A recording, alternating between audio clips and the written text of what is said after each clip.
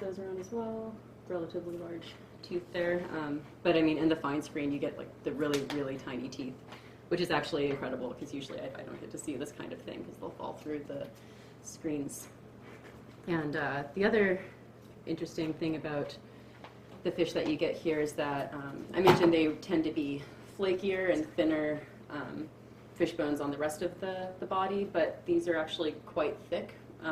It's just the species of fish, and so if you get very small pieces, it may be harder to see the flakiness that I mentioned earlier, but it just has to do with the species of fish that you're picking up from around here. And I also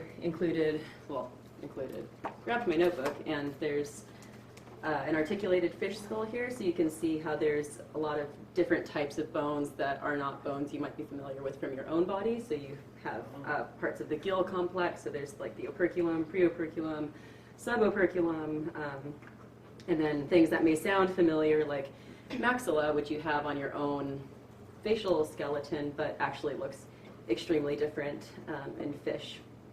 And so I think it's cool to see it all articulated together. But those are the, what we find are the tiny pieces, and that's what it would look like all together if you were to have like one nice whole fish head.